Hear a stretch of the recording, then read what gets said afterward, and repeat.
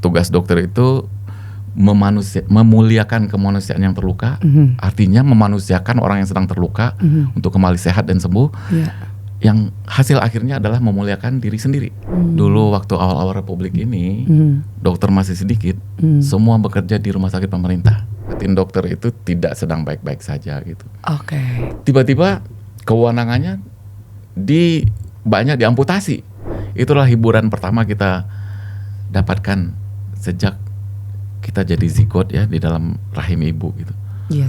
Makanya terjadi engagement yang begitu dalam dengan ibu karena adalah hiburan pertama, musik pertama yang kita dengarkan. Saya jadi merinding ngomong. Iya, saya juga dok. Aduh, jadi rindu. Iya. Itu adalah detak jantung ya. Ibu, itu yang menenangkan. Justru healing saya itu adalah melayani. Jadi saat ini saya yang paling berharga waktu saya itu sekarang adalah saat-saat saya melayani pasien.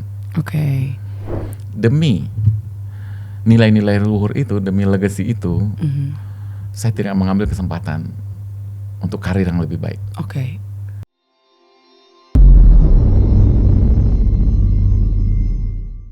Hello, welcome back to Anthem, Andari and the Theater of the Mind.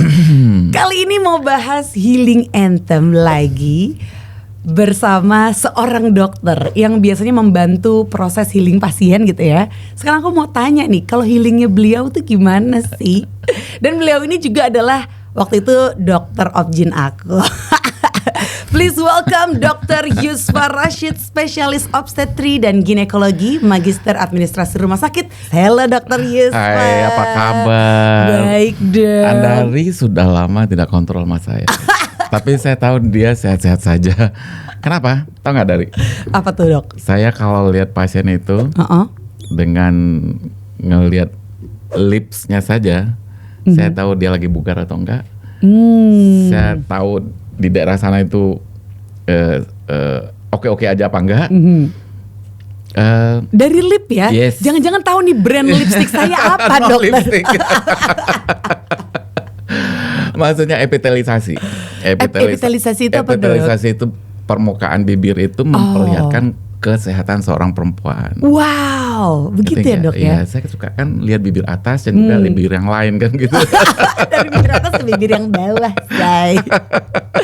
Wah, gila. Artinya gitu, artinya makanya saya dari sehat-sehat saja kayaknya. Iya, nggak tahu sehat-sehat. tentang behind physically gitu kan. Tapi saya lihat dari anthemnya itu juga keren sih. Thank you dokter. Saya nggak mau kalah karena saya dokter, jadi ketemu orang harus diagnosis dulu gitu. Biar jangan kalah gitu. Nanti saya yang dikulitin. Cuma dari bibir aja lagi, kalah cepet nih gue. Tapi kalau saya lihat dokter Yusfa sekarang menurut saya tetap awet muda sih. Dan saya kaget tadi baca CV, ternyata dokter tahun lahir saya tahun 86, dokter ini udah kuliah. Baru masuk FKUI.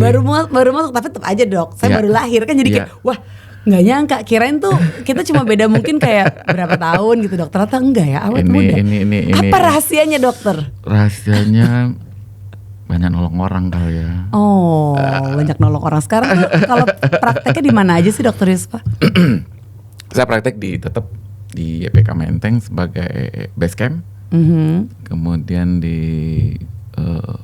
Brawijaya Saharjo yang baru ya, dan di Hermina Jatinegara. Dulu tuh kalau nunggu dokter Yusfa antriannya, ambil nomor dulu, saya jajan dulu ya. Sejam kan? 2 jam kemudian baru balik lagi gitu. Kita promote kuliner Teresia ya, keren ya. Iya benar. Masih ada nggak sih dok? Masih, yang malah depan dikandangkan. Malah banyak pilihan sekarang. Gitu. Sotomi Teresia kan, enak. Ya udah saya main lagi deh ke sana deh, cek-cek ya kan pap smear gitu kan. Terakhir harus. Bener. Langsung ngomong pap smear nih. Pap smear itu sebaiknya tuh berapa lama sekali sih dok untuk kita cek? Jadi pap smear masih merupakan masalah kanker mulut rahim, masih merupakan masalah nasional kita, di mana cakupan pap smear itu sebenarnya masih 7%. Coba bayangkan. Dari separuh atau bilang aja 100 juta perempuan yang sudah menikah atau pernah intercourse gitu, setahun kemudian harus pap smear. Sampai usia 65 tahun mungkin cakupannya baru 7%. Di negara tetangga kita Malaysia udah 44%. Artinya kanker serviks masih merupakan masalah nasional. Ya. Dan kita kasihan sekali kalau orang kena kanker serviks itu, dan itu sangat payah sekali. 3 lubang itu bisa jadi 1 gitu. Ouch. Ya, jadi ya ini juga harus pesan bahwa sampai usia 65 tahun Dari harus masih berusaha sama saya. Minimal sekali 2 tahun, sekali 3 tahun. 2 tahun sekali, 3 tahun sekali gitu tuh harus cek ya. Apalagi kalau udah menikah gitu kan harus tahu kondisi. Jadi bagusnya adalah kanker serviks itu satu-satunya kanker yang bisa dicegah. Nah, itu kerennya. Terus majalah Times disebut bahwa penemuan vaksin kanker serviks adalah anugerah Tuhan buat perempuan. Ya kenapa?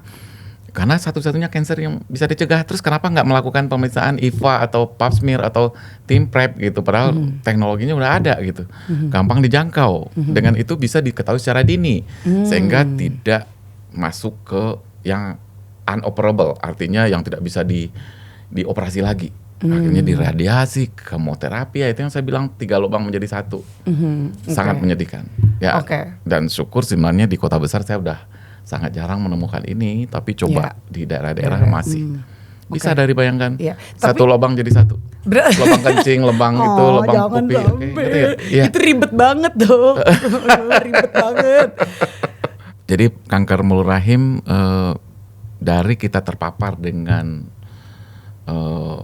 HPV itu untuk menjadi kansernya itu lama, bisa 5 sampai 10-15 tahun kemudian gitu. Jadi harusnya tidak ada lagi perempuan yang kena kanker kalau dia lakukan IVA, Pap smear ataupun TIMPREP gitu. Harusnya tidak ada lagi.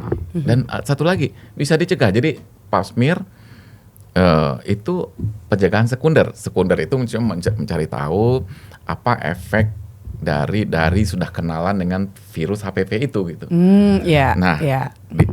Dilihat lah, saya mengabarkannya sebagai hikayat terceplok itu, dilihat sama ahli patologi, terceplok kuningnya udah melebar kemana-mana nggak gitu, atau masih solid gitu.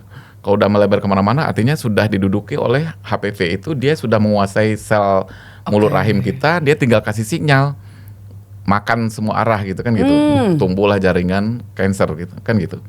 Tapi dilihat masih bulat, ternyata DNA-nya udah ada di dalam, kan kita nggak tahu.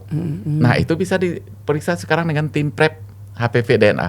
Kuningnya itu dicongkel, dilihat adanya DNA dari virus HPV di situ gitu. Nah dengan itu nanti kalau negatif, ya kita vaksin. Vaksin udah belum ya? Dari vaksin yang 3 kali. Belum lagi dok. Oh iya, bagus sekali Bu ini. Tuh kan jadi dimarahin nih. Vaksin harus gimana sih dok? Ya begitu negatif, kita bilang negatif. Ya, paling bagus itu dilakukan TIMPREP. TIMPREP itu dilihat isinya, dari kuning telur itu ada DNA-nya HPV nggak situ, virus human papilloma virus. Kalau ternyata kita temukan, kita nggak bisa apa-apain, cuman suruh kontrol teratur aja. Kalau tidak ada lesinya, lesi itu ada perubahan di mulut rahim. Kalau ada perubahan ya kita lead, kita konisasi gitu, itu dibuang gitu. Nah konisasi itu dibikin kerucut supaya di daerah yang ada lesi itu kelainan ya, kelainan bercak atau nodul atau apalah di situ dibuang. Nah ya itu masih bisa selamat. Selamat, nggak perlu jadi berlanjut yang sudah tidak bisa dioperasi lagi, inoperable, lebih stadium 1 lebih gitu kan gitu. Akhirnya terpaksa radiasi gitu kan, itu sangat menyedihkan sih menurut saya. Berarti ketika kita tes Pap smear negatif, vaksin gitu dok? Vaksin. Kenapa waktu itu nggak langsung ya dok ya? Waktu itu mungkin mau buru-buru kan? Iya kali ya. Atau hilang. Iya, kayaknya harus ngecek sih, karena itu udah lama ya. Tapi yang paling bagus sebenarnya TIMPREP. TIMPREP itu lebih advance, memang agak mahal, tapi kita mengetahui sudah pernah kenal atau belum. Kalau Pap smear dia tidak peduli udah kenal atau belum, dia melihat cuman ada efek nggak dari perkenalan gitu. Padahal belum tentu udah kenal kan gitu. Iya benar. IVA apalagi itu karena ahli patologi kita tidak banyak ada di seluruh Indonesia, sehingga itu hanya berdasarkan dilihat pakai handphone, pakai kamera handphone juga bisa dilihat, dikasih asam sitrat gitu, cuka gitu, berubah nggak dia warnanya. Nah, kalau berubah ada lesi, difoto. dikirim ke dokter kandungan gitu. Apakah perlu di PA dicubit apa enggak gitu, dikirim jaringannya ke dokter PA gitu kayak gitu. Ini bayangkan ya, kita yang di kota besar sih terpapar dengan pap smear, tim prep. Kalau di desa-desa yang nggak ada dokter ahli melihat jaringan patologi anatomi, ya IVA itu. Nah itu juga cakupannya masih rendah gitu. Jadi ini masih ancaman buat perempuan. Wow. Dan pada faktanya sekarang itu termasuk karena diketahui bahwa virus HPV itu transmisinya melalui 97% melalui hubungan seksual, dimasukkan ke penyakit PHS sekarang, STD, sexual transmitted disease. Gitu. Jadi ada tanggung jawab laki-laki juga di situ. Kalau tadi kan untuk mencegah supaya kita tuh kayak terpapar lebih jauh gitu ya dari si virus HPV itu adalah yang namanya tim prep dan juga pap smear. Tim prep sendiri itu tuh bisa dimulai dari umur berapa sih, Dok? Sebenarnya. Dan disarankan untuk siapa? Enggak, kalau begitu sudah pernah berhubungan, sudah menikah, setahun kemudian boleh dilakukan tim prep HPV DNA. Cuman sekarang pada usia 9 tahun pun sudah boleh divaksin pencegahan primer. Jadi begitu sudah menikah, tinggal cuman pap smear aja. Jadi nggak perlu lagi divaksin, nggak perlu lagi di tim prep, karena sudah dikasih proteksi sejak umur 9 tahun. Nah, segitu hebatnya sekarang bahwa teknologi bahwa harusnya kanker serviks tidak menjadi ancaman lagi buat perempuan. Amin. Sesudah kanker payudara. Nah selanjutnya nih, pengen tahu juga nih awalnya banget. Kita balik lagi ke awal ya. Ketika Dokter Yusfa waktu itu mungkin baru mau masuk kuliah gitu. Apa yang membuat seorang Dokter Yusfa ini memilih spesialis obstetrik ginekologi, kebidanan dan kandungan gitu ya? Apakah siapa tahu ada background keluarga juga? Biasanya kan kalau bapak ibu dokter, anaknya juga jadi dokter gitu. Ada itu nggak sih, Dok? Ya, ada faktor keluarga juga. Waktu memilih kedokteran itu sebenarnya saya memilih teknik dulu sebenarnya. ITB pilihan pertama, FKUI pilihan kedua. Gitu. Karena ada kakak saya tuh udah di ITB gitu. Yang satu lagi udah duluan jadi dokter. Kok secara ekonomi lebih sejahtera yang yang engineer gitu. Padahal bedanya jauh, 6 tahun gitu. Kok bisa? Ya artinya ya dokter harus susah-susah dulu kan gitu. Saya pilih yang pertama sana, kedua sini, tahunnya dapat pilihan kedua. Ya jadilah saya masuk kedokteran. Nah di situ pesan pertama dari kuliah ilmu budaya dasar itu yang buat saya mulai sikapnya tertata. Kenapa? Di situ disebutkan bahwa kalian menjadi dokter itu akan menghadapi orang sakit. Nah, sakit itu adalah suatu kemanusiaan yang terluka. Kemanusiaan yang terluka gimana ya? Jadi artinya orang sakit, orang mungkin ekonomi lemah, mungkin orang sangat kaya, pada kondisi sakit itu tidak ada border bagi dia, betul-betul menyerahkan diri bulat-bulat kepada siapa? Kepada dokter. Jadi hal yang sangat private, rahasia pribadi, fisik, cerita tentang keseharian diungkapkan dan tentu dalam keadaan sakit, pain. Nah, manusia itu makhluk sosial. Begitu dia perlu bantuan, begitu dia sakit dia perlu bantuan orang lain. Nah itu di bangsa manusia itu ya dokter lah gitu kan solusinya gitu, walaupun ada alternatif yang lain segala macam gitu. Nah itu yang akan dihadapi oleh seorang dokter, sebuah kemanusiaan yang terluka. Kan itu yang saya bilang. Bagaimana bisa memberikan menghealing, menyembuhkan sebuah kemanusiaan yang terluka. Ini bukan masalah pain aja, ini masalah harga diri juga. Kenapa? Dia datang minta tolong dalam keadaan tidak berdaya. Ngerti nggak? Pernah sakit nggak dari? Pastilah dok. Oh ya, kembali lagi nanti kita cerita kenapa saya ambil dokter kandungan ya. Ini tentang kemanusiaan yang terluka dulu. Ketika dia datang ke dokter dan buka rahasia semua dan segala macam. Nah, kita masih lihat sekarang tentang layanan kesehatan di negara kita gitu. Seberapa banyak kemanusiaan yang terluka itu bisa dipulihkan. Yang saya bilang tugas dokter itu memuliakan kemanusiaan yang terluka, artinya memanusiakan orang yang sedang terluka untuk kembali sehat dan sembuh. Yang hasil akhirnya adalah memuliakan diri sendiri, memuliakan dokter itu, kan gitu. Dengan menolong orang kita juga menolong diri kita sendiri. Gitu. Memuliakan diri kita, karena kita memuliakan kemanusiaan gitu. Deep kan? Deep banget. Jadi kayak saling berhubungan, interconnect gitu ya. Iya. Nggak ada dokter kalau nggak ada pasien. Nggak ada pasien kalau nggak ada dokter. Jadi keterkaitannya ada dokter itu karena ada pasien. Nah, sekarang tanggung jawabnya adalah kita menyembuhkan sebuah kemanusiaan yang terluka, di mana mungkin mereka bukan mesin, bukan bengkel, tapi kebanyakan coba lihat sekarang. Kemampuan kita ya, kemampuan bahasa kita. Sekarang seperti apa sih keadaannya emang? Dengan BPJS itu misalnya satu dokter bisa, saudara saya ke penyakit dalam gitu, 50 pasien, dokternya hari Jumat waktu itu, dari jam 11 sampai jam 12 dia bisa periksa 50 orang. Wow. Apa yang terjadi? Gimana tuh dok? Cuman diinikan saja, kelompokkan. Dari keluarnya ini kelompok X, ini kelompok M, ini kelompok S, ini XL, double XL gitu, ngerti gak sih? Jadi dikelompokkan gitu, ini obatnya gini.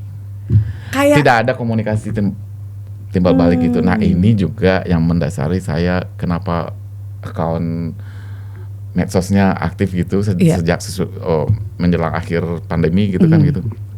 Karena terjadi banyak sekali para penderita kemanusiaan yang terluka itu tidak bisa berkomunikasi dua arah dengan dokternya. Saya tidak menyalahkan teman-teman itu bahwa mungkin mereka tidak menghayati peran mereka sebagai seorang healer gitu, atau mereka dokter yang terikat sumpah bahwa kehidupan itu adalah merawat kehidupan. Nah, itu sumpah Hipokrates itu, merawat kehidupan, menganggap sejauh itu saudara kandung. Pokoknya kita sangat-sangat militan lah, sumpah dokter itu sangat-sangat militan untuk kelompok dokter sendiri dan untuk melayani subjek kita, yang itu adalah pasien. Ngerti nggak? Wow, ini saya baru tahu sih cerita ini dari dokter Risma. Sorry ya dok, karena saya pernah juga ke rumah sakit BPJS gitu ya. Cuma, bisa lo coba. Udah waktu itu suami saya dan tapi kondisinya berbeda. Karena kan waktu itu langsung ke IGD dulu dan segala macam. Nah ini tuh kejadiannya kapan tuh dok? Maksudnya dokter mendengarnya tuh dari kapan sih udah kejadian seperti ini? Kejadian what? Yang dikelompokkan. Yang bukan faktanya bisa dibayangkan. Segitu overloadnya teman-teman itu gitu. BPJS itu melayani sekarang sebagian besar rumah sakit di daerah itu melayani BPJS. Dan semua orang datang. Saya mensyukuri ini dulu. Saya mensyukuri ini suatu kejutan luar biasa reformasi. Saya mengatakan inilah satu-satunya nikmat reformasi yang real dirasakan oleh masyarakat seluruh Indonesia. Walaupun belum maksimal. Karena apa? Belum termanusiakan kemanusiaan yang terluka itu dengan sepantasnya. Karena baru komunikasi satu arah, hanya tep nggak ada kita bicara kayak di YPK gitu. Boleh bicara dua arah, tanya apa segala macam. Saya pikir nggak sampai demikian. Masih dianggap dewa dokter di daerah itu. Saya bukan menyalahkan mereka sebagai dewa gitu, tapi memang bebannya seperti itu. Makanya dokter selalu beradaptasi, seperti pembicaraan kita sebelum tadi itu, mengadop kemampuan negara untuk memanfaatkan tenaga dokter ini. Bagaimanapun caranya, wah banyak nih dari tahu kenapa dokter yang praktek sore itu hanya di Indonesia. Dokter yang praktek sore hanya di Indonesia. Gak tahu sih dok, kenapa ya dok? Kenapa ya? Karena kurang banyak duit. Mau ngomong gitu ntar takut salah ya kan? Jadi dokter aja dia ngomong deh. Jadi saya kaget. Harusnya aturannya seperti apa sih dok? Ini kan saya dokter juga manusia. Di Jerman dokter kalau maksimumnya. Iya, ada jam kerja overtime, pajak lebih tinggi. Oke. Bekerja hari Sabtu, Minggu pajak lebih tinggi. Dia juga manusia, pergilah libur ke sana gitu. Terus pernah saya lagi seminar di Beijing, satu bus dengan dokter dari Hong Kong. Dia ngomong, aneh ya di Indonesia. Saya mau ngajak ketemu profesor kamu, ayo kita dinner malam besok. Wah, nggak bisa, saya praktek. Ayo lusa, iya masih praktek. Dia kaget, kok dokter Indonesia praktek malam-malam gitu. Dasarnya padamu negeri. Dulu waktu awal-awal Republik ini, dokter masih sedikit, semua bekerja di rumah sakit pemerintah.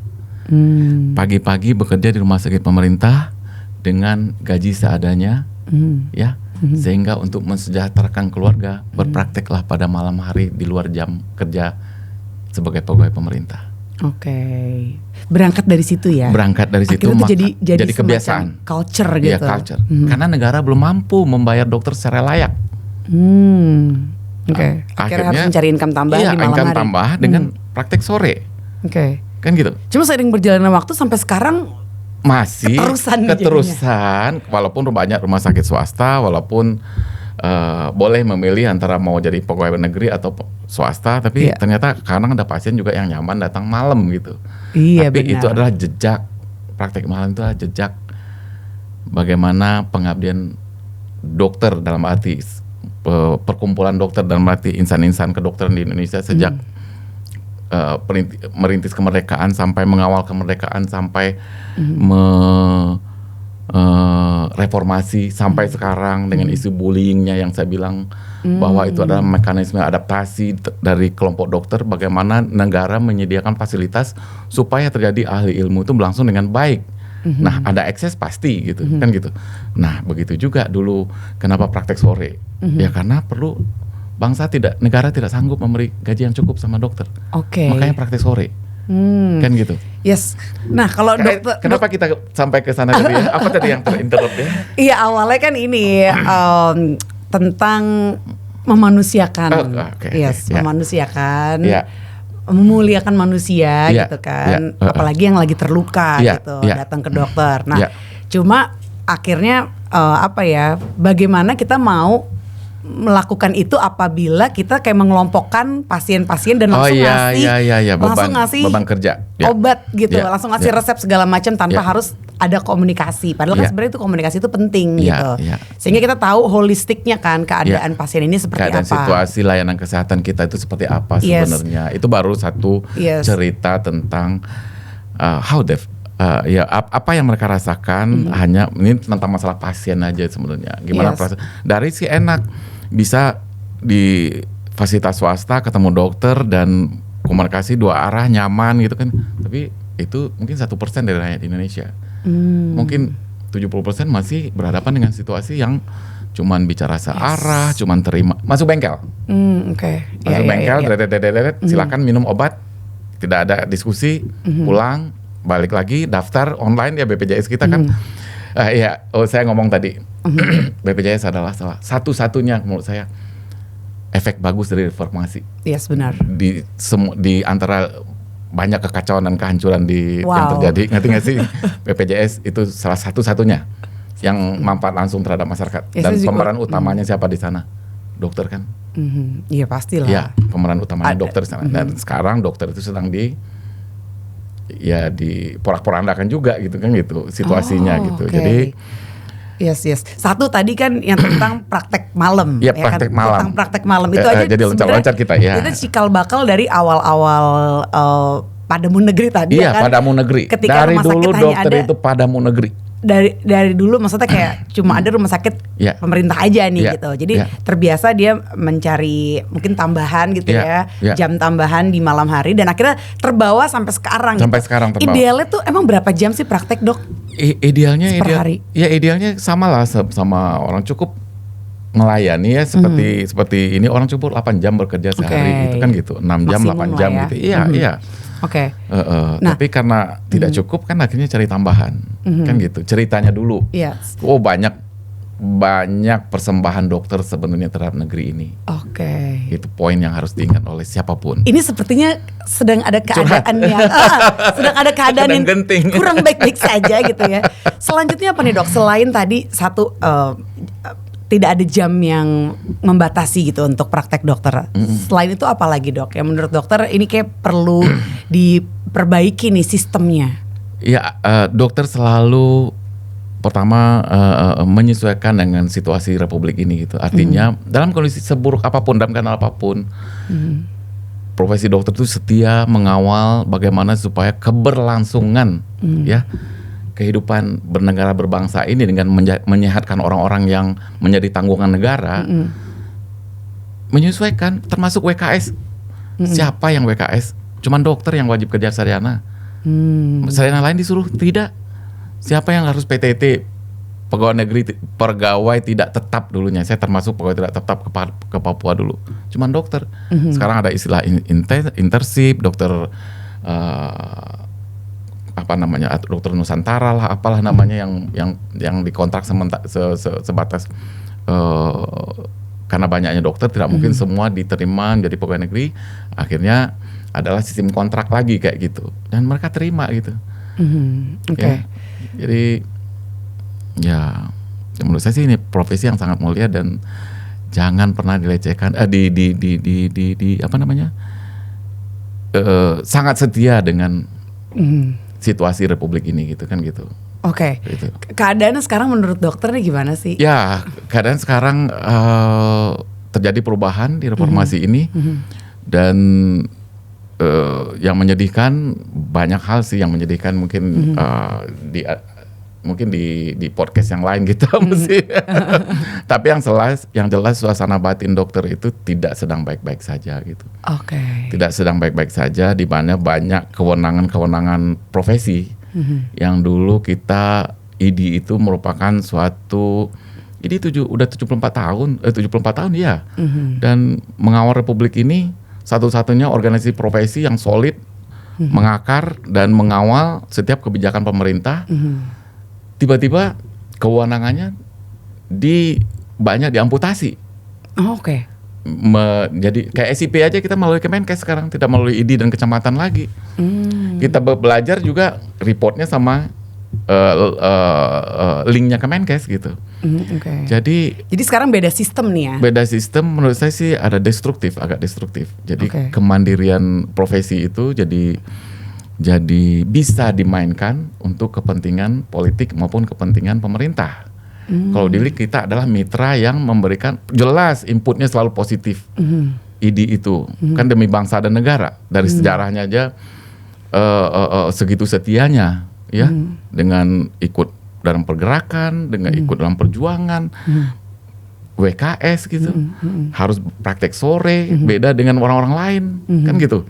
Kemudian PTT sekarang, kemudian spesialis bayar sendiri gitu.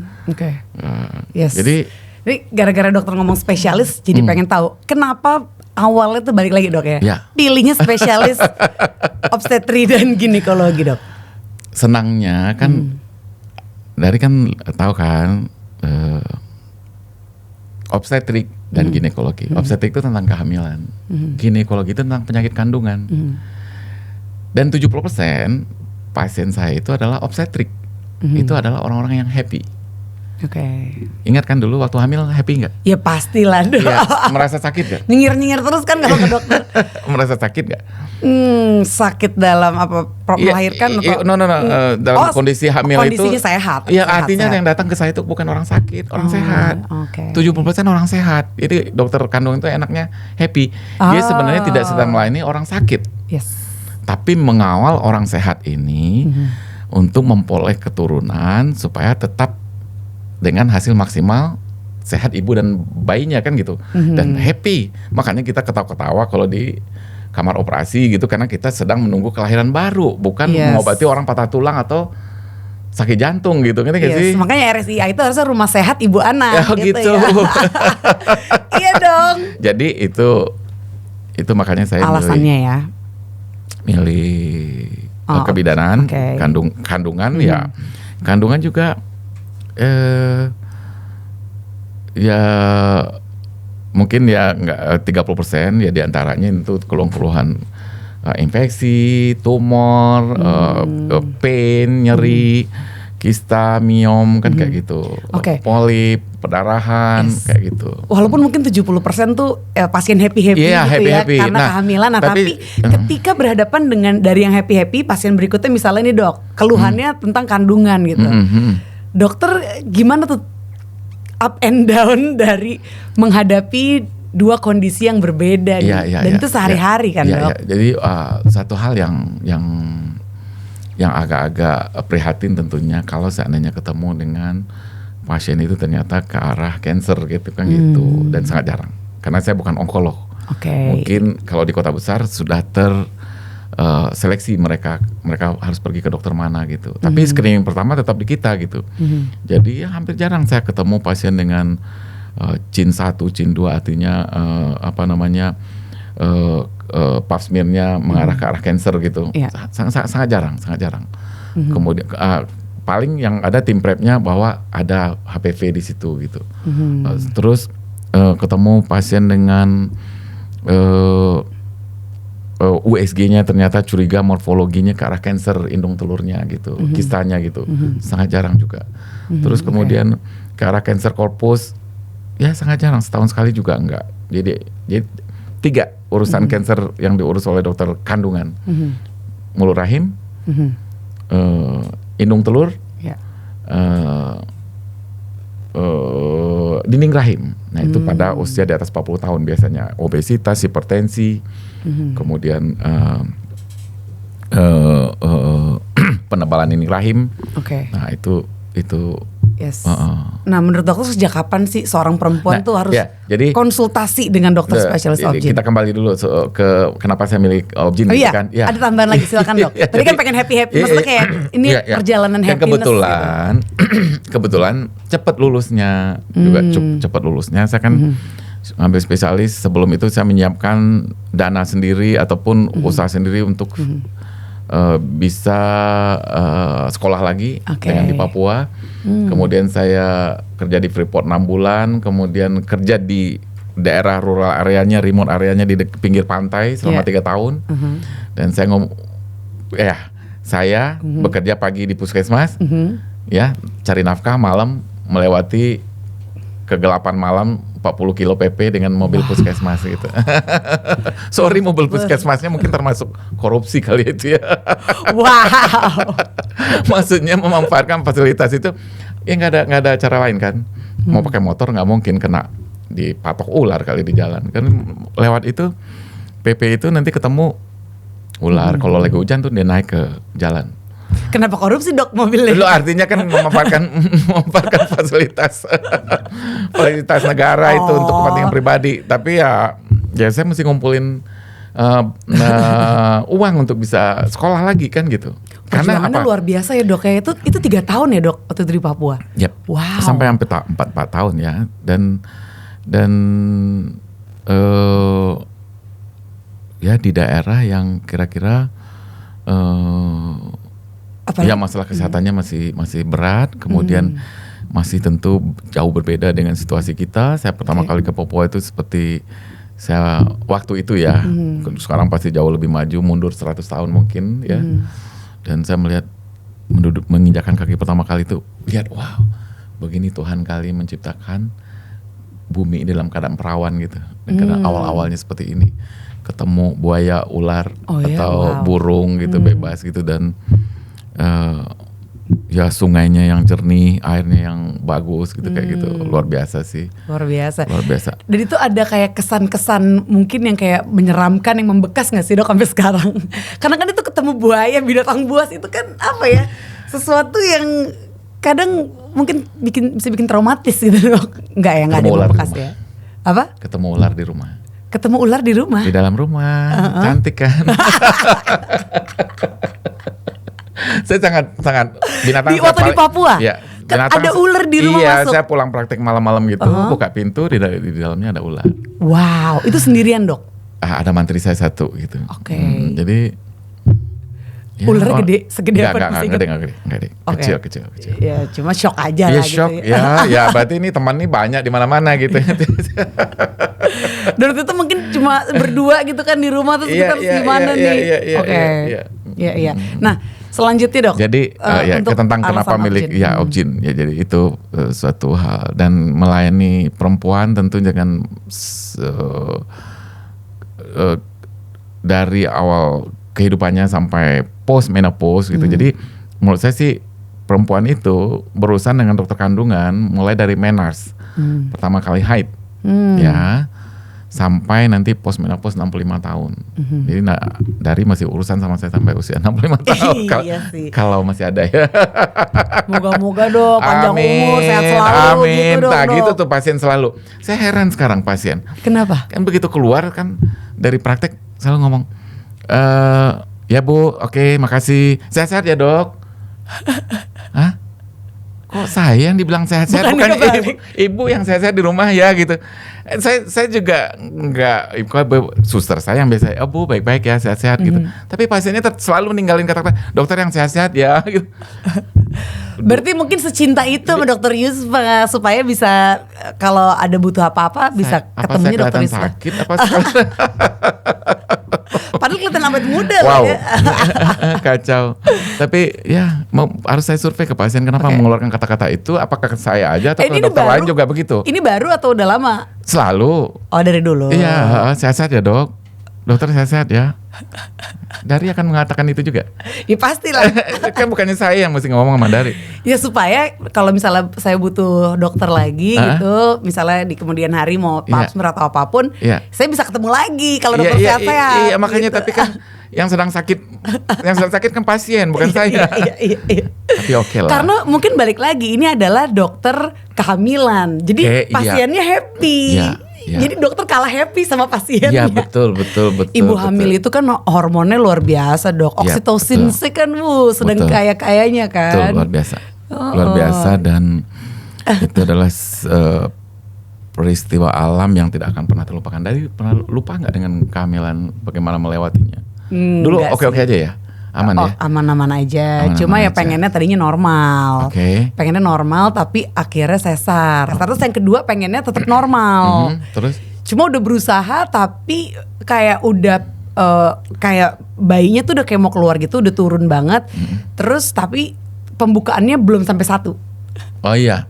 Ya karena bekas seksio itu agak susah gitu. Jadi bahaya kan. Karena waktu anak pertamanya juga sesar, seksio. Jadi berapa kilo baby?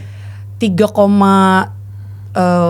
waktu itu 3,4 deh kalau salah. 3,4. Yang pertama. Yang kedua 3,5 ya. Iya berarti cukup besar lah. Cukup besar makanya. Jadi sekarang sesar itu sangat mudah gitu ya. Memang di kota besar jadi kebalik gitu, 70 jadi 70-30, harusnya 30-70. Yang 70 harusnya normal. Yang normal. Sekarang 70 sesar. Ya fakta mau bagaimana? Tapi sebenarnya dari sisi dokter Yusuf, menurut dokter gimana sih? Adakah yang lebih baik dari yang lain gitu? Misalnya normal sebenarnya lebih baik sih daripada seksio gitu. Untuk jangka panjang kesehatan dari rahim kita gitu ya, atau kesehatan ya seputar ibu dan bayi ya, ibu dan anak gitu. Sebenarnya ya peristiwa alamnya harusnya lahir normal itu lebih baik, lebih baik. Tapi kalau memang orang sekarang ya itu lagi kembali ke tuntutan zaman, orang cuman anak. Dulu ibu saya anak 8, 1 nggak jadi, saya curiga. Kakak saya nih yang nggak jadi ini, adik ya, itu dipaksa lahir. Jadi hipoksia sehingga nggak tertolong, sehingga 2 hari meninggal gitu. Artinya apa? Dulu orang anak berapa aja, tapi sedikit ada yang cerebral palsy, sedikit ada yang motoriknya terganggu, diterima. Kalau sekarang anak 2, 3, sehingga orang cari aman bagaimana yang supaya tidak melewati stresor persalinan mungkin, supaya anaknya dijamin tidak hipoksia atau cerebral palsy setelah lahiran, akhirnya milih yang shortcut. Ya sekarang ada namanya sesar atas indikasi on request, mau bagaimana, dokter nggak boleh nolak. Tapi saya sebagai dokter tetap menyampaikan semua kemungkinan itu, dan tentu yang memilih adalah pasangan, kan gitu. Yes. Ya, that's it. Ya, Dan sekarang ada isu tentang kelemahan otot panggul. Nah sekarang udah dengan tingginya usia harapan hidup, sekarang orang sudah mulai concern dengan kenyamanan pasca reproduktif. Jadi termasuk di sana kenyamanan hubungan HB gitu kan gitu. Jadi kalau bisa dikonservasi, kenapa mesti lahirin normal kan gitu? Oh ada kaitannya ke situ. Iya. Kalau saya bukan karena itu loh dok. Kalau saya bukan karena itu. Pengen banget normal, pengen banget experiencing. Tapi ada solusi. Cuma kondisinya waktu itu tidak memungkinkan. Ada solusi sekarang dengan adanya estetik ginekologi, dengan adanya rekonstruksi, teman-teman yang mendalami tentang pelvic floor,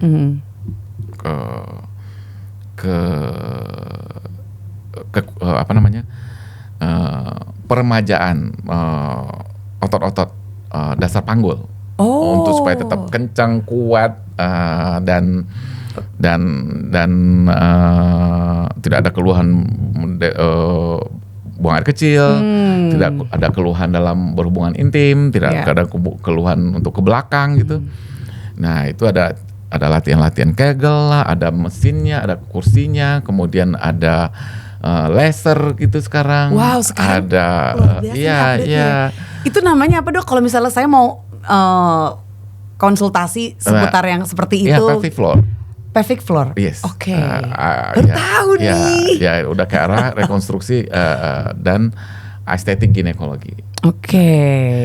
Kita membicarakan itu di segmen yang maksudnya sementara kita masih berkutat dengan angka kematian dan angka kematian, angka stunting lebih berat, kematian ibu melahirkan gitu kan gitu, atau angka kematian janin. Yeah. Kematian bayi baru lahir masih tinggi dibanding tetangga, tapi sudah ada segmen di antara perempuan-perempuan kita di kota besar itu yang membutuhkan layanan-layanan luxury ini tentang kenyamanan pasca reproduktif. Jadi kita agak meloncat sedikit dari yang kepapaan tadi ke arah yang luxury. Oke. Nah itu ada sekarang. Nah banyak di kota-kota besar dan pasiennya juga banyak. Banyak yang berminat. Banyak lah dan itu menjadi kebutuhan. Seperti pernah laser wajah nggak? Belum. Ya, masih oke sih. Masih oke kan? Kelihatan kayak laser kan? Padahal sih tidur aja yang cukup. Dan hati senang. Betul. Itu kunci. Iya. Nah, jadi tidak hanya laser leher ke atas, sekarang laser pusar ke bawah juga bisa. Oke. Dan ya banyak treatmentnya, ada kursi Kegel, ada Medlander yang elektromagnetik untuk apa yuk? Nggak tahu. Kedut gitu ya? Iya betul. Untuk melatih ototnya supaya lebih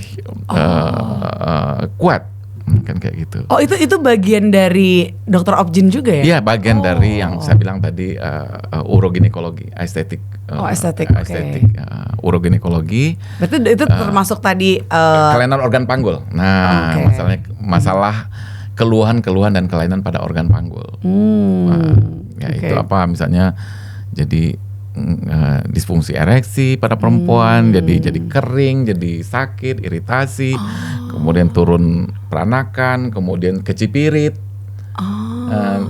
Dari kalau ketawa suka keluar nggak? Enggak sih dok, enggak. Paling keluar air mata kalau saya keluar air mata biasanya.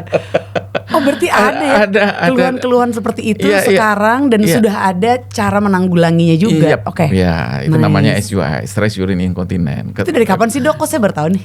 Udah lama sebenarnya, ya? Cuman ya itu makanya kita kan masih sibuk dengan angka kematian ibu yang tinggi, angka kematian bayi lahir yang tinggi gitu. Artinya di daerah-daerah di pelosok kan gitu. Kalau di kota besar ini udah menjadi kebutuhan dan ada solusinya. Jadi kadang yang muslim habis wudu kecipirit, ulang lagi wudu gitu. Terus kemudian ketawa rame-rame kok basah gitu kan gitu. Ada juga yang mau HB gitu, nggak pede, harus ke ini dulu, soalnya suka kecipirit sendiri sebelum itu gitu kan gitu. Itu bisa dibenerin. HB itu adalah hubungan badan. Nggak termasuk pasien-pasien yang sekarang umur 25-30. Mereka nyebut sekarang HB. Oh gitu. Jadi bukan campur lagi. Saya bingung. Dok, apa sih campur? Kenapa? Sekarang namanya HB, Dok. Hubungan badan, kirain tuh hemoglobin tadi. Iya, lebih kacau lagi kan, kok HB hubungan badan, orang lu campur kok. Oh, jadi ada istilah-istilah baru ya. Karena saya juga teman saya ini baru ada yang maksudnya seumuran gitu, tapi dia baru anak ketiga. Jadi katanya ada banyak banget teknologi baru gitu kan dari rumah sakit ibu dan anak yang kayak membuat saya tuh wow, amazed gitu. Apalagi terkait IVF dan seperti itu ya kan. Dan banyak tingkat keberhasilannya lumayan sih menurut saya ini lumayan tinggi. Beberapa teman saya tuh 3 dari 3 berhasil gitu. Ya, itu 1 di antara 6 perempuan akan menghadapi 1 di antara 6 pasangan akan menghadapi masalah infertility. Dari termasuk yang 5 yang beruntung gitu. Yang teman yang 15% ini mungkin akan ada masalah dengan kesuburan gitu. Makanya juga layanan bayi tabung itu masih luxury di negara kita karena mahal kan. Ya, jadi ini juga jadi tantangan. Harusnya kayak di Vietnam murah gitu, di mana-mana ada gitu kan gitu. Oke, berarti kalau dokter kayaknya lagi gemes banget ya Dokter Yusfa ya. Kayak banyak sekali tantangan di negeri ini gitu kan, di bidang kedokteran. Layanan kesehatan. Layanan kesehatan, sorry. Dokter Yusfa sendiri tuh udah berapa tahun nih total dok praktek dari ya lulus kuliah? Iya, saya lulus tahun 92 ke Freeport 6 bulan, kemudian balik dari sana saya merasa jadi sultan gitu. Nanti di antara teman-teman saya yang ranking tertinggi ITP. Jadi ini kayak ranking pendapatan pemain tenis gitu paling tinggi. Mereka bilang begitu. Karena di Freeport kan. Terus 3 bulan kemudian saya ke rural area, ke remote area yang listriknya cuman ada malam hari karena tenaga surya. Pagi-pagi sampai siang diserap energinya, malam nyalain lampu. Oke, berarti kurang lebih kayak 3 dekade lah ya dok ya, 30 tahunan lebih ya? Udah 30 tahun ya, lebih. Dari spesialisasi saya udah 24 tahun. Setelah keseharian nih menghadapi mungkin pasien yang beraneka ragam, dokter prakteknya tuh Senin sampai Jumat tuh kayak apa sampai Minggu sekarang? Senin sampai Minggu, luar biasa. Dok, kayaknya dulu nggak sampai Minggu deh dok. Kan bisa atur waktu sendiri, kan bukan pegawai negeri gitu. Oh iya, kapan bener. Mau cuti, kapan mau izin praktek, mau izin. Dokter menghadapi pasien dari Senin sampai Minggu, dokter sendiri tuh healing gak sih dok? Healing gak sih untuk diri sendiri gitu? Arti healing buat dokter apa? Healing?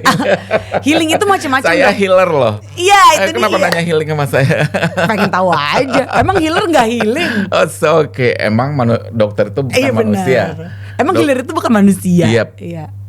Nah karena kan healing itu macam-macam artinya dok. Ada orang yang menganggap healing itu liburan. Ada yang healingnya mungkin dengan dia meditasi gitu. Ada yang mungkin dengan healingnya dengerin musik. Ada yang mungkin healingnya berkebun, olahraga. Definisi tiap orang beda-beda dan saya sangat menghargai apapun itu definisinya gitu. Nah kalau dokter sendiri, arti healing untuk Dokter Yusfa tuh apa sih yang juga dokter terapkan ke diri sendiri gitu? Sebenarnya saya sempat dengar. Anda percaya dengan horoskop? Percaya? Astrologi? Iya dong. Percaya? Iya dong. Kenapa dok? Saya merasa agak sedikit perfeksionis ya. Perfeksionis artinya itu sedikit lagi ke arah perfeksionis. Sedikit lagi ke arah obsesif. Artinya ya obsesif kompulsif itu kita berulang-ulang meyakini itu ini harusnya terwujud, ini harusnya jadi, ini harusnya ini. Artinya nanti lama-lama menimbulkan anxiety, kecemasan. Karena apa? Karena terlalu terobsesi memikirkan ini gitu kan gitu. Jadi dokter ada kecenderungan di situ dok? Virgo. Oh, karena Virgo. Virgo sih perfectionist. Saya nggak percaya, sorry, saya sebenarnya nggak percaya, tapi saya ada begitu. Tapi karena kan juga sebenarnya setiap zodiak itu juga di breakdown lagi kan, ada moonnya apa, terus sunrising-nya apa, ada. Ini dapat bocoran dari astrologis. Karena saya juga kayak baru belajar dari ya teman astrologis lah, dan juga teman-teman saya itu banyak yang udah aware tuh sama kayak gitu. Kalau zodiak itu tuh it's not the only one gitu, tapi juga ada turunan-turunannya yang mempengaruhi karakter setiap orang. Jadi kayak misalnya dokter Virgo, misalnya Mas itu Virgo juga, bukan berarti plek-plekan sama gitu, tergantung moonnya apa. Jadi tahun-tahun berapanya, terus mungkin namanya segala macam itu berpengaruh. Gitu. Whatever it is gitu kan. Walaupun ya itulah faktanya, horoskop ada, astrologi ada gitu kan gitu. Tapi yang saya sendiri merasa ya itu perfeksionis gitu. Dalam arti bisa terobsesi dengan ide-ide. Nah itu akhirnya jadi obsesif. Akhirnya kalau many times kan tentu jadi kompulsif, berulang-ulang. Nah itu bisa menimbulkan anxiety, kecemasan. Gitu. Dokter mengalami ini, Dok? Sampai yang mana nih dokter? Ini pasien nonton gak nih? I'm fine. Iya itu kan karena menurut saya ya yang lebih baik itu jika kita udah aware. Karena saya yakin banyak orang di luar sana yang sebenarnya juga nggak maksudnya ada aja gitu kekurangan dalam hal apa ya. Psychologically-nya gitu, atau mungkin ada kayak trauma-trauma yang unresolved, tapi berusaha untuk tetap menjalankan kerjaannya atau tugasnya dengan sebaik-baiknya, tapi tanpa memperhitungkan ini tiba-tiba nanti kalau udah kayak bom waktu aja gitu, Dok, tiba-tiba dia sakit parah apa gitu, karena tidak pernah memperhatikannya gitu. Jadi nggak yang kayak apa ya, self reflection, jarang melakukan itu sehingga dia tidak terlatih gitu kan untuk mendeteksi ini sebenarnya tuh gue ada apa sih, kayak perasaan nggak enak, bodo amat dibiarin aja gitu, sampai tiba-tiba nanti mungkin ticking bomb gitu kan, ketika udah meledak dia bisa marah yang kayak lempar meja kursi gitu. Jadi apa? Andari melakukan itu? Enggak dong. Nyampe ya. Kadang sih pernah. Lupa dong, udah lama. Ya kalau saya sih. Ini pasien saya jadi saya. Iya. Saya sih kayak semenjak pandemi itu kan kayak saya ngerasa banyak orang yang mungkin jadi mau nggak mau berhadapan dengan dirinya sendiri gitu. Dan ternyata di situ wah macam-macam ceritanya gitu.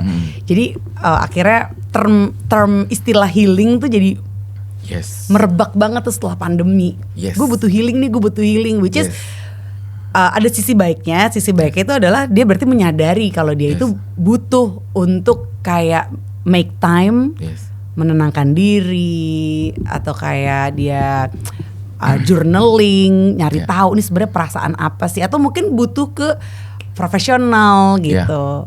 Seperti itu. Nah, dokter melakukan itu nggak sih, Dok? Kayak mungkin self reflection gitu. Ya pastilah kan, pastilah. Dan terakhir saya ngobrol sama teman yang kebetulan psikolog yang ahli dalam perilaku gitu kan, gitu, dalam decision gitu. You cannot control all thing that you cannot control gitu. Artinya ya kamu nggak bisa mengontrol sesuatu yang tidak bisa kamu kontrol. Itu jadi obsesif jadinya gitu kan gitu. Artinya rilis kan gitu. Ya saya termasuk people pleaser. Wow. Sedikit sama saya. Saya juga sempat seperti itu, Dok. Apalagi kerjaan saya sebagai MC kan. Saya bisa mengorbankan diri sendiri untuk ya banyak orang di luar diri saya gitu, banyak. Dokter kapan menyadari ini, Dok? Sekarang saya itu menganggap itu sebagai apa ya, destiny ya, apa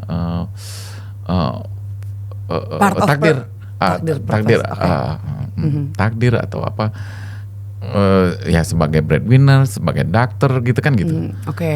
Terus harus memang lebih banyak memberi kebahagiaan, jalan, kenyamanan buat orang di luar saya gitu kan gitu. Nah, dokter juga manusia, bukan berarti dokter tidak ada masalah kan gitu. Iya dong. Malah menurut saya ya sebaiknya dokter itu cepat mendeteksi, karena kita bagaimana menolong orang kalau kita tidak bisa menolong diri sendiri kan. Menurut saya seperti itu saya. Jadi waktu COVID, ya itu saya baru baca kemarin itu bahwa COVID itu menyebabkan kan banyak kejahatan sekarang di medsos, sebentar ini kejahatan itu dan kekerasan gitu kan kayak gitu. Jadi COVID itu sudah menyebabkan kita itu kehilangan rasa kemanusiaan, bahwa bagian dari rasa kemanusiaan itu bahwa manusia itu adalah makhluk sosial. Waktu COVID kita jadi antisosial, kita membatasi diri, membatasi diri dan tidak terpapar dengan orang gitu. Walaupun mungkin kita dalam keadaan butuh pertolongan, selagi itu bisa di-press, ditekan, kita akan menahannya sendiri gitu. Akhirnya begitu COVID selesai, akhirnya itu jadi penyakit. Jadi kekerasan di mana-mana kan gitu yang kita lihat sekarang gitu. Nah, memang penyintas artinya yang survival, yang dikasih Tuhan kesempatan untuk hidup lagi. Saya waktu COVID itu sangat takut sebenarnya. Saya ngomong sama senior kan, dok sampai di mana kita nih? Kalau tidak ketemu vaksinnya Yusfa, habis kita semua. Solusinya adalah ketemu vaksin secepatnya. Nah inilah kita yang masih hidup sekarang ini yang survive gitu, ngerti gak? Nah tapi itu meninggalkan trauma, meninggalkan bekas sebenarnya, bekas. Nah itu yang saya bilang, kita diisolasi dari society gitu, dan itu menimbulkan distorsi. Akhirnya ada yang ya kita lihatlah keseharian di medsos, di berita, di apa segala macam, no viral, no justice, no apa segala macam. Andaikan maksudnya orang-orang itu mereka bisa mendeteksi sebenarnya tuh ada apa sih di dalam dirinya, mereka akan sibuk dengan untuk healing dirinya sendiri tanpa harus mengorbankan atau mengacau di luar sana gitu. Nah balik lagi, dokter sendiri berarti healing ini gimana nih dok? Setelah mungkin sehari-hari menghadapi pasien gitu kan, dan juga mungkin udah mengetahui juga, udah aware nih kalau ada kecenderungan people pleaser, dan juga mungkin ada kecenderungan perfeksionis nih sebenarnya. Menurut saya sih self awareness itu sangat keren banget sih. Terus apa yang dokter lakukan nih untuk kayak mungkin healing yourself gitu? Saya suka musik, walaupun itu jarang terdengar. Musik itu menyatukan manusia ya dengan sebenarnya selalu ada musik di diri kita gitu. Itu adalah denyut jantung kita. Itu adalah musik abadi yang akan selalu ada selagi kita masih hidup. Benar. Dokter suka kayak mungkin ketika lagi sendiri atau lagi santai gitu ya, suka kayak ngerasa-rasain detak jantung sendiri nggak sih dok? Iya. Itu sejak dalam perut ibu kita juga merasakan itu sebenarnya. Itulah hiburan pertama kita dapatkan sejak kita jadi zigot ya di dalam rahim ibu gitu. Makanya terjadi engagement yang begitu dalam dengan ibu, karena adalah hiburan pertama, musik pertama yang kita dengarkan. Saya jadi merinding ngomong. Iya, saya juga dok. Aduh, jadi rindu.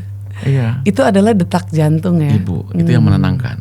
Makanya begitu lahir juga ditaruh di dada ibu juga menyebabkan tenang, diem. Kenapa? Ya denyut jantung tuh masih, irama musik itu masih ada. Dirasakan seperti dalam kandungan. Setelah itu baru bau dari seorang ibu gitu kan gitu, smellnya gitu. Nah jadi musik ya dok. Musik itu adalah saya suka musik, walaupun sekarang tidak banyak kesempatan untuk menikmatinya gitu kan kayak gitu. Terus tanaman. Tanaman saya perlakukan seperti saya menunggu kelahiran 9 bulan.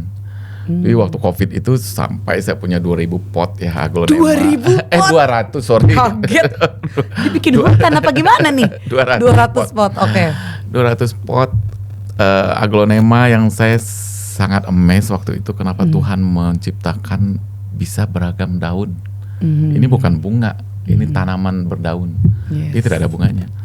itu berbagai warna bisa diekspresikan dan bisa saya sampai kenal sama maestronya gitu, yang terkenal di Indonesia seluruh dunia, Pak Greg Hambali itu, beliau almarhum beberapa tahun yang lalu. Di saat COVID itu dia launching Minion, Aglonema Minion gitu, betul-betul. Andari suka tanaman nggak? Suka sih. Tapi tidak penggemar tanaman. Belum. Maksudnya saya kayak pelihara tanaman beberapa, cuma nggak yang bener-bener kayak dokter gitu sampai 200 gitu. Iya. Saya sampai beli sampai jual gitu, lucu gak? Lucu dong. Jual online, beli online. Lumayan dok buat hobi baru ya. Iya. Siapa tahu dapat community. Begitu kaget gitu kan, udah ratusan juta dan kemudian untung balance di akhir COVID gitu. Yang sisanya mati. Jadi kreatif juga ya dokter Yusma ya. Jadi saya melihat ternyata satu ruas itu bisa ditanam dan ditunggu tunasnya gitu. Seperti saya sedang melayani pasien infertility gitu. Dari program hamil sampai ada terlambat haid sampai tumbuh. Jadi daunnya tumbuh ininya gitu. Wow. Itu bisa 6 bulan untuk nunggu satu ruas yang ditanam itu untuk timbul tunasnya dan menjadi daun gitu. Tapi waktu pandemi dok, pasien bukan menambah banyak untuk dokter Opjin. Ya, karena kan banyak kegiatan banyak yang di rumah aja, suami istri jadi makin akrab. Iya. Tapi akibatnya yang ginekologi jarang. Yang kelainan-kelainan kandungan itu tiarap. Kalau yang hamil mungkin, kalau saya nggak terlalu banyak juga, mungkin mereka menghindari sama COVID untuk hamil gitu. Jadi terjadi, atau mungkin hamil tapi nanti aja dicek ke dokternya gitu. Pas udah jadi decrease 5 bulan. Iya, buktinya dari sendiri kan 2021 nggak pernah datang lagi gitu. Iya. Jadi terjadi tiarap, nggak begitu aware dengan kesehatan reproduksi, kesehatan kandungan gitu. Akhirnya saya banyak kehilangan kontak dengan pasien-pasien lama, makanya waktu itu saya aktifin medsosnya gitu dalam rangka edukasi dan mengingatkan gitu. Ternyata mesti maunya saya kan agak-agak advance sedikit, pasien saya udah selesai masa reproduksinya, mungkin cerita tentang estetik gitu, tentang laser dok, gimana nih agak kering nih, ini ada komplain nih, ini mulai lirik-lirik sebelah nih. Aduh. Jadi gimana untuk dibikin ya heboh lagi gitu. Nah, kita ada treatment itu kan mesti ternyata followernya banyak kan usia 25-35 tahun yang masih usia reproduktif. Jadi ngurusin gimana dok, boleh makan nanas nggak, atau makan duren nggak, atau gimana kalau mual muntah kayak gitu kan gitu. Ya oke, saya layanin aja. Iya. Berarti tuh buat yang mungkin pasangan-pasangan baru gitu ya, harus follow Dr. Yusfa Rashid di Instagram. Iya kan, maunya yang lebih ini. Karena kontennya ginekologis. Kontennya sebenarnya variatif banget ya kan. Mulai dari yang mungkin pemula nih, baru berpasangan gitu kan, baru menikah, baru hamil, sampai yang udah ya mau punya cucu mungkin. Iya. Ada pasien yang mungkin udah mulai ada yang mulai ada cucu gitu. Iya kan. Umur 50 kan sebenarnya masih bisa kan dok ya? Apa? Untuk reproduksi tuh enggak dong. Enggak. Tunggu. Kalau kita menopause tuh berapa sih dok? Rata-rata kalau yang pasien datang yang 45 sampai 55 lah. Itu maksimumnya ya? Kalau range-nya. Walaupun setelah 40 tahun dianggap normal, bukan prekok gitu. Kalau di bawah sebelum 40 tahun itu dianggap prekok. Dianggap terlalu dini. Oke, lanjut lagi dok. Tadi kan berarti denger musik itu menjadi satu healing yang paling ampuh, satu cara healing yang paling ampuh buat dokter Yusfa untuk keseharian lah ya. Ini healing anthem yang pertama tadi dokter Yusfa bilang adalah lagunya Lady Gaga yang La Vie en Rose. Ini soundtracknya A Star Is Born loh. Aduh, saya kalah kalau Mandari ngomong itu. La Vie en Rose. Nggak tahu saya juga bener ya La Vie en Rose. Saya lihat liriknya itu tentang kenyamanan, kekaguman seorang perempuan terhadap pasangannya. Jadi dia betul-betul merasa I have a man gitu, ngerti gak sih? Pernah dikasih lagu ini, Dok? Enggak, maksud saya denger aja gitu. Iya. Saya denger aja dan keren gitu. Kayak menyentuh sekali. Menyentuh dan inilah harusnya dirasakan oleh seorang perempuan yang mendapat pasangan yang tepat gitu. Ngerti nggak? Iya. Itu harusnya dia rasakan gitu. Oke, lanjut lagi nih, Dok. Value atau nilai ya yang Dr. Yusfa selalu tanamkan dan terapkan gitu dalam melayani seorang pasien. Value yang kayak selalu ini pokoknya akan saya ingat terus sampai kapanpun. Mungkin tadi itu ya dengan menolong manusia yang terluka gitu. Kemanusiaan yang terluka. Selain itu mungkin ada lagi, Dok. Sayangnya pasien saya itu kan bukan orang-orang sakit kebanyakan gitu. Orang-orang bahagia gitu kan gitu. Hanya 30% yang orang yang sakit kali gitu kan gitu. Yang dalam keadaan sakit pain dalam arti itu ada keluhan sakit. Ada keluhan gitu. Ya, Jadi apa pertanyaan tadi? Value yang value. Dokter tuh selalu terapkan dalam melayani pasien. Bayangkan sekarang justru healing saya itu adalah melayani. Jadi saat ini saya yang paling berharga waktu saya itu sekarang adalah saat-saat saya melayani pasien. Yes. Jadi di antara healing yang lain gitu ya, yang paling favorit justru ketika melayani. Iya, sekarang dengan situasi yang menurut saya serba, aduh. Apa lagi nih, Dok? Apalagi? No. Kok kayak sampai ketok-ketok gini nih? Ada apa nih, Dok? Kita kan negara kita kan sedang nggak baik-baik saja. Setiap hari kita berseliweran berita-berita yang membuat kita kecewa gitu, ngerti gak sih? Yang kita mengharap reformasi itu adalah new hope kan gitu, dan kita akan jauh lebih baik bangsa kita ini gitu kan gitu. Terus kok tiba-tiba ada gini, kita intelektualitas kita dilecehkan dengan situasi politik yang ada sekarang ini kan kayak gitu. Rasanya seperti itu ya? Iya, rasanya seperti itu, dan itu bikin kita frustasi kan gitu. Dan belum lagi ya misalnya kemajuan teknologi dan kekagetan bahwa ternyata media sosial bisa begini, teknologi bisa begini, AI lah segala macam gitu. Terus tidak ada lagi batas antara rahasia dengan tidak rahasia itu gitu. Semua bisa diketahui umum gitu ya. Apa segala macam gitu. Terus ya kegaduhan di profesi sendiri gitu. Jadi dan kekerasan, berita-berita yang kita ini tiap hari, kejahatan, kekerasan dan segala macam gitu kan, itu membuat kita ternganga bahwa ini suatu era baru yang memang kalau nggak kuat, butuh adaptasi. Butuh adaptasi. Ya mungkin banyak orang yang akhirnya jadi patologis dalam keadaan menerima situasi itu gitu. Kalau tidak menyadari ini dan tidak mencari solusi gitu kan gitu. Dan saya pribadi gitu. Harapannya mungkin saya bilang kan yang people pleaser tadi, kemudian pada satu titik pernah saya menyesali apa yang saya yakini itu ada suatu ketidakbenaran gitu. Meyakini sesuatu nilai-nilai yang kita anggap itu adalah nilai luhur tadinya. Ngambil keputusan bahwa demi nilai-nilai luhur itu, demi legacy itu, saya tidak mengambil kesempatan untuk karir yang lebih baik. Saya serahkan ke orang lain. Nilai luhur yang mana nih, Dok? Misalnya dari dalam satu kelompok mempunyai nilai-nilai luhur bahwa respect senior, respect junior, kita sama-sama, ayolah gathering, ayolah kita maju bersama gitu kan gitu. Dari memahami itu sebagai konsep bahwa wah ini mulia sekali gitu. Iya dong. Ya, saya melakukan saling itu. Respect. Saya memberikan kesempatan sama orang untuk suatu yang mestinya jadi hak saya lah atau kesempatan saya. Ya. Ternyata apa? Orang-orang itu ternyata nilai-nilainya tidak sama dengan saya. Harapan Dr. Yusfa deh, 3 hal nih tentang healing udah selesai kesehatan. Belum? Ini dulu kesehatan. Di Indonesia nih seperti apa sih dunia kesehatan? Pertama tentu kemanusiaan yang terluka itu juga lebih penting juga memanusiakan dokternya sebagai pekerja tenaga kesehatan.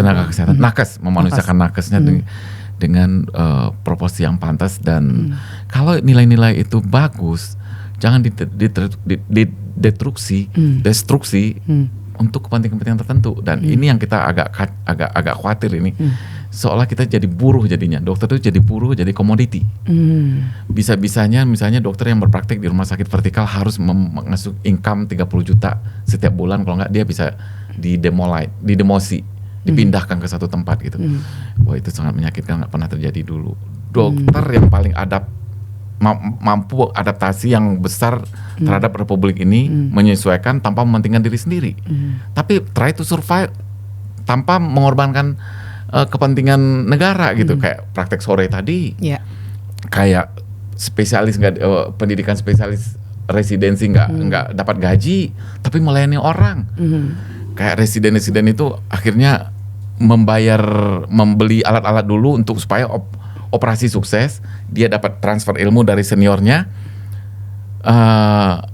dan itu jadi sedikit ini dianggap pembulian gitu kan gitu. Padahal itu adalah adaptasi dari kemampuan negara sebenarnya. Jadi apa yang terjadi, yang kita dengar tentang negatif tentang dokter itu adalah adaptasi terhadap kemampuan negara dalam layanan kesehatan. Kecuali untuk kalau dokter kecantikan ada masalah apa segala macam, wah itu udah kebutuhan luxury, itu nggak ada di area sana itu mainnya gitu kan. Gitu. Itu jadi harus dimanusiakan juga pelayan nakes-nakes ini. Kemudian sesuatu yang sudah baik, nilai-nilai itu harusnya diabadikan gitu. Sama legasinya dengan republik ini. Kan gitu. Oh, ini mau muncul ada persatuan dokter baru, silakan. Anda punya sejarah apa? IDI udah punya sejarah dan bikin sejarahnya, dan sudah leading puluhan ribu dokter sejak dulu itu untuk setia pada bangsa ini kan gitu. Ikut program pemerintah dan mensupport kesehatan di negara ini gitu kan gitu. Itu. Terus yang lebih personal ya, saya kembali ya mengingatkan ke teman-teman sejawat ini autokoreksi sebenarnya. Ya kita harus berusaha untuk evaluasi diri baik secara pribadi maupun secara organisasi gitu. Bahwa zaman udah berubah. Dan harus mengikuti perubahan itu dan merespon dengan tentu memperbaiki ke dalam. Ya, apa kira-kira misalnya tidak terakomodir kebutuhan dari sejawat ini gitu. Jangan ujung-ujungnya adalah kepentingan. Kepentingan apa? Kepentingan kelompok, kepentingan subspesialis, akhirnya ujung-ujungnya duit, nggak punya saingan. Pernah tahu nggak dari kadang-kadang ada dokter mau praktek di satu kota di ban sama dokter yang lain gitu, karena nggak mau ada saingan gitu. Wow. Itu masalah. Itu koreksi atau kritik. Nah itu harusnya tidak terjadi supaya profesi ini dihormati, karena masalah di dalamnya semua anggotanya mencintai profesi ini, perkumpulan ini gitu kan gitu. Nah itu harusnya jadi otokritik untuk diperbaiki gitu. Baru kita bisa fight melawan kesewenangan atau ke suatu situasi yang tidak nyaman, tidak sesuai menurut kita dengan nilai-nilai kita, untuk kita luruskan lagi demi kepentingan rakyat banyak. Jadi jangan sampai dokter sekarang jadi komoditi sebagai karyawan buruh. Jadi buruh hanya pekerja, ngerti gak? Jadi ya ujung-ujungnya kan masalah salary itu dan ujungnya jadinya masalah berapa saya dapat, berapa saya harus lakukan, kan gitu. Jadi tidak menjadi sebagai yang ikut terlibat dalam memanage, dalam mengontrol gitu kan kayak gitu. Penting lagi ya itu masalah O2O, komunikasi dua arah. Itu tidak semua kemanusiaan yang terluka tadi, tidak semua pasien bisa mendapatkan itu. Bahkan saudara saya aja yang nggak jauh-jauh di Sumatera gitu, untuk ketemu dokter itu nggak ada cerita, cuman ini ya Bu ya, bye, udah. Nggak ada itu namanya bertanya ataupun diskusi, itu nggak ada. Bisa karena beban, bisa juga karena memang attitude-nya jadi kebiasaan seperti itu gitu. Nah jadi kita juga mesti memuliakan diri kita sendiri dengan memuliakan pasien gitu, dan memberi kesempatan untuk terjadi komunikasi dua arah. Dan itu yang sering dikeluhkan kalau DM di akun saya. Kalau saya nggak bisa ini dok. Kalau kayak konsultan dokter gitu ada nggak sih dok? Maksudnya yang kayak emang yang nantinya mungkin bisa menjadi konsultan juga nih untuk mungkin ini kayak freelance atau lepasan independen gitu loh, untuk nanti bekerja sama dengan Kemenkes ini dalam mungkin membantu memberikan keputusan-keputusan, Ya banyak sebenarnya yang mau, banyak sebenarnya sudah menyuarakan itu gitu. Tahu di Dikti kan satu aja karyawannya yang disakitin itu bisa demo mereka. Ini 40.000 orang dokter mungkin tersakiti, mungkin dokter ini merasa lebih bermartabat atau mungkin berada di zona nyaman masing-masing gitu, sehingga ya biar aja seperti ini, biar aja nilai-nilai lama yang kita anggap itu luhur gitu, legacy gitu, jadi diporak-porandakan seperti sekarang ini gitu. Jadi mungkin mudah-mudahan akan ada perubahan sama seperti yang pain saya tadi itu, nanti akan ada opportunity, akan ada perubahan, moga-moga ini yang cuma lebih baik. Prosesnya aja ya, betul, aja ya. Dan hasilnya nanti moga-moga jauh lebih baik dari yang sekarang ini. Dokter lanjut lagi nih karena tinggal 10 menit ya waktunya. Healing anthem kedua, dokter pilihnya My One and Only Love, John Coltrane and Johnny Hartman. Kenapa dok pilih itu? Singkat aja. Itu adalah lagu untuk seorang pria yang betul-betul menemukan diwannya, orang kecintaannya betul-betul. Wow. Oke. Itu lagu itu sangat-sangat touchy dan menurut saya sih, dan apalagi suaranya bagus kan. Terus liriknya juga keren. Terus ya harusnya itu yang diserahkan oleh laki-laki yang benar-benar mencintai seorang perempuan gitu. Ngerti gak? Dokter ini kayaknya cukup romance juga ya, karena Virgo. Virgo ya. Tadi yang pertama Lady Gaga itu, terus sekarang yang kedua ini. Berikutnya dok, healing anthem ketiga Always Remember Us This Way, Lady Gaga. Wah ini juga pasti romance juga nih. Bukan ya? Apa dok artinya buat dokter? Ketawa lagi dok.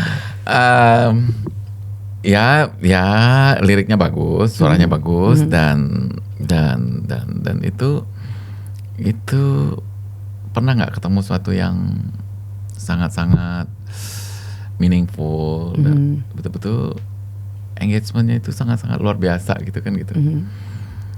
Terus ini sangat deep sekali. Oke. Sangat deep sekali. Artinya apa namanya ya? Kayak sebuah situasi di mana always remember us this way. Jadi ada satu momen yang kayaknya ini harus kayak ini super comfy, dan ini super kayak apa ya, valuable banget, sehingga udah stay di sini aja yuk gitu.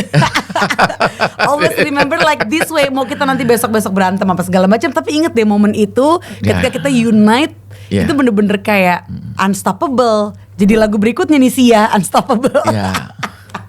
Betul. Jadi Terus juga ada satu lagu lagi dengan tema dokter tuh I Feel Good. Itu James Brown bukan sih? Bukan ya? Itu healing saja. Iya. Itu escape. Escape. Kenapa nggak ceria aja gitu? Ceria dulu aja gitu. Iya, whatever it is gitu kan. Ya kenapa nggak enjoy dan ceria aja. Terus kan melayani baru-barusan pasien yang ceria, yang happy, yang mereka ada anak yang baru lahir, mereka gembira. Kenapa saya harus sedih gitu? Yes, let's celebrate. Gitu. Let's celebrate. Hilangkan semua kekecewaan itu. Terus jadi satu pintu tutup, 1000 pintu kebuka. Betul. Kan, gitu. Ingat itu terus dok. Terus healing quote, ada nggak nih healing quote favoritnya? Misalnya dokter lagi kayak ngerasa cemas atau apa, ada nggak kayak satu yang sampai membuat dokter tuh sampai sekarang masih bangkit terus dan terus bekerja gitu kan, melayani pasien? Healing quote gitu atau quote apapun. Experience itu tidak bisa dibeli. Dan itu sudah membentuk saya seperti sekarang ini. Dan ya artinya harus bersyukur dengan apa yang ada sekarang ini dan berada di tempat yang hebat gitu kan, sepanjang jalan hidup saya gitu. Nggak pernah saya itu yatim dari 6 tahun gitu. Terus sekolah, terus langsung masuk SMA masih di Bukit Tinggi, masuk di FKUI gitu, terus struggle bisa langsung ke Papua, nggak pernah dibayangkan oleh keluarga saya pun, siapapun gitu, saya berani ke Papua gitu kan gitu, balik spesialis gitu, terus tinggal di center yang begitu hebat sih menurut saya gitu, yang diidamkan oleh semua dokter kandungan gitu untuk bisa bersentuhan dengan institusi itu gitu. Jadi ya harus ya saya bersyukur dengan situasi saya saat ini gitu sebenarnya gitu kan gitu. Pegang di situ terus. Pegangan ke situ terus. Iya, let's go. Betul. Thank you banget ya Dokter Yusfa untuk ngobrol-ngobrolnya. Saya seneng banget. Walaupun tadi awalnya kita ngos-ngosan gitu kan, cuma lagi endingnya kita kayak menemukan sesuatu yang kita bisa saling belajar gitu. Iya, jadi harus hindari buka klinik nih, konsultasi. Iya benar. Tunggu, klinik Andari siap melayani kamu. Thank you so much dokter, sehat terus ya. Ya sama-sama.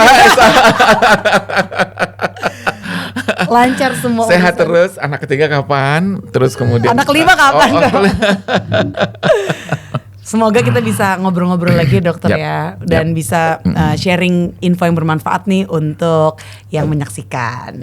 Oke kalau gitu, Dokter Yusfa pamit, Anda juga pamit. Thank you all so much for watching. Ini keren banget dan ya harusnya sih nggak harus di depan kamera aja. Dari buka ini konsultasi Anthem itu udah bisa dijual untuk, bukan dijual, maksudnya di provide untuk orang-orang datang sekadar sharing. Yes, siap. Nanti ajak teman-teman yang betul-betul psikolog. Saya ada itu. Iya. Nanti ini bisa menjadi solusi. Baik. Thank you so much Dokter Yusfa, dan silakan kalau mau komen tulis di kolom komen di bawah ya, atau mau share healing journey kamu, healing anthem kamu, tulis di kolom di bawah. Ya, satu hal sama perempuan, tetaplah kesehatan mukosa bibir aja itu bisa menentukan kesehatan keseluruhan dari tubuh Anda. Yes. Artinya itu perawatan kesegaran, bagaimana merawat di daerah area lain gitu. Itu hanya Dokter Yusfa yang ngomong gitu. Jadi kalau sebelum ketemu tapi kita Dr. bisa Yusfa, kita bisa buktikan. Jangan lupa pakai lip. Enggak bisa juga, mau pakai lip segala apa juga bisa. Tajam soalnya. Karena epitelisasi itu terlihat gitu. Ini segar, ini kusam, ini fresh gitu. Itu ya dari. Oke, kalau saya sekarang gimana dok? Fresh. Berhasil. Cukup tidur.